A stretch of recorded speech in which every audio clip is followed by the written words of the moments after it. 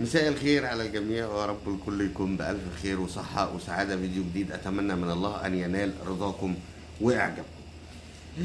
أنا لو حبيت أشكر أي حد في نادي الزمالك هتوجه بالشكر لكابتن ميدو. هو الوحيد اللي يستحق الشكر. كابتن ميدو ده يعني لو أنا كنادي أهلي حاطط جندي مجهول في نادي الزمالك مش هيبقى زي كابتن ميدو. كابتن ميدو رغم كل البلاوي وكل الكوارث ومشكله زيزو وقصه زيزو وفضيحه الكونفدراليه اللي هنجيلها في الجزء الثاني ومهدد بخصم نقاط وفي بلاوي سودا، كابتن ميدو منزل لهم تويته بيقول لهم الزمالك البعبع. طب بعبع بمناسبه ايه يا كابتن ميدو؟ قال لك تعالى اما اقول لك. في اسبوع واحد الحمد لله كسبنا الاهلي تحت 20 سنه وتحت 17، وان شاء الله بنعيد ترتيب اوراق البيت من الداخل، وهنفضل طول عمرنا البعبع بتاعكم. مهما صرفتوا من مليارات الزمالك هيفضل البعبع. طب هو بعبع من انهي اتجاه؟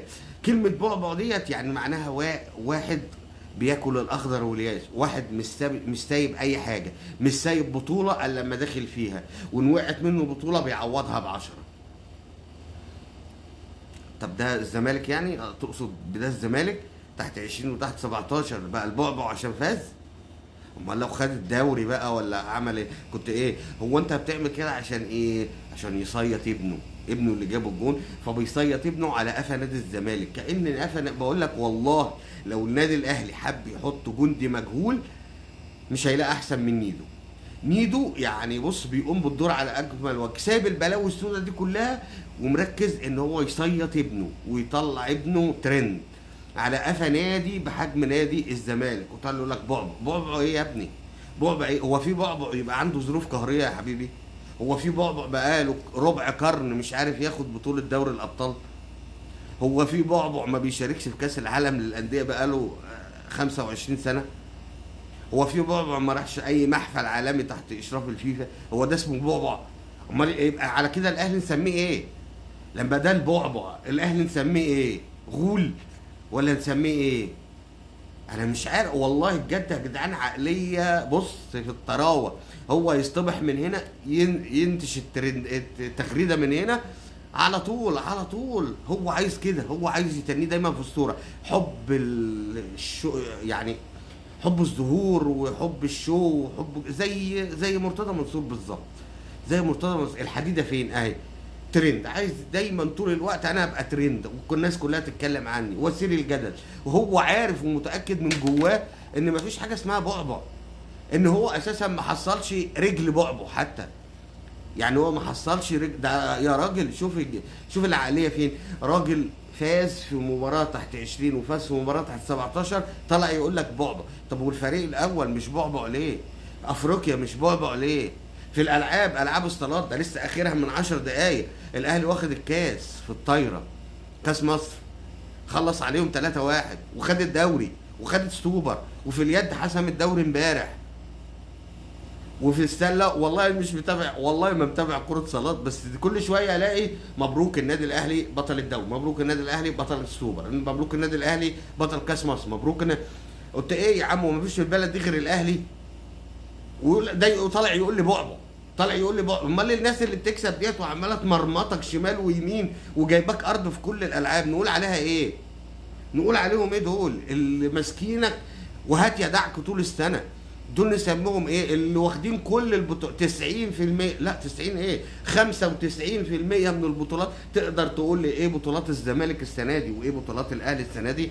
في كله اوكي، في الكوره برضو اوكي. تقدر تقول لي بعبع ايه يا عم؟ بس الله يكرمك، هو اي هبل تزيد بيه عليهم؟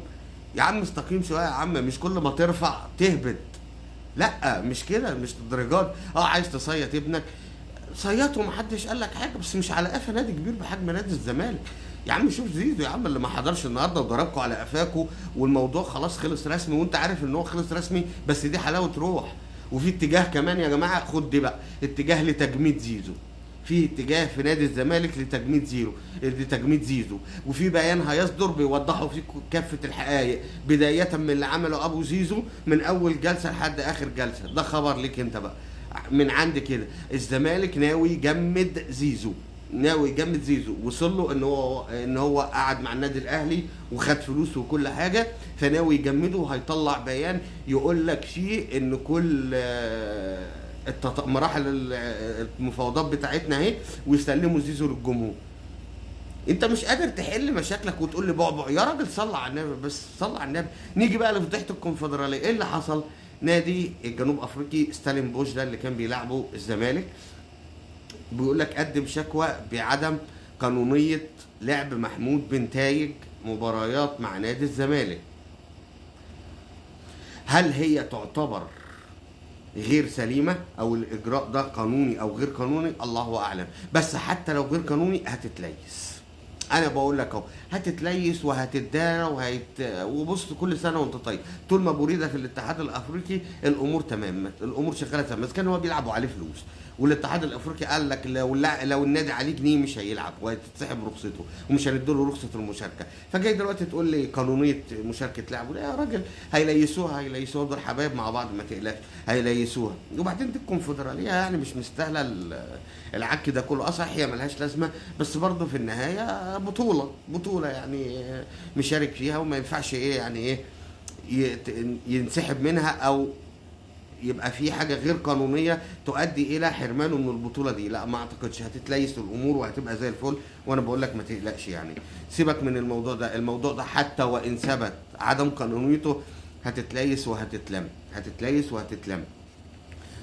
اعاده القمه زي ما قلت لك، انا لو حابب اشكر اي حد على كل حاجه، انا هشكر ميدو وهشكر الاستاذ ممدوح عباس. الاثنين دول بصراحه يعني بيعملوا مجهود. لو الاثنين اهلاويه مش هيعملوا كده، لو الاثنين دول اهلاويه مش هيعملوا كده. مباراة القمة، الأحداث الأخيرة، المستندات اللي أضافها النادي الأهلي عند اتحاد الكرة مش عند الرابطة. بقى الأمر ده كله بقى في اتحاد الكرة دلوقتي. أؤكد لك بما لا يدع مجالا للشك إن مباراة القمة هيصدر فيها قرارات جديدة هيبقى في قرارات جديدة خلال الفترة القادمة. يا إما تتثبت العقوبات ونطلع على الفيفا، يا إما الماتش هيتعاد بحكام أجانب في نهاية الدوري. وزي ما بقول لك كده، وخد الكلام مني دلوقتي، شكوى جديدة للبعبع.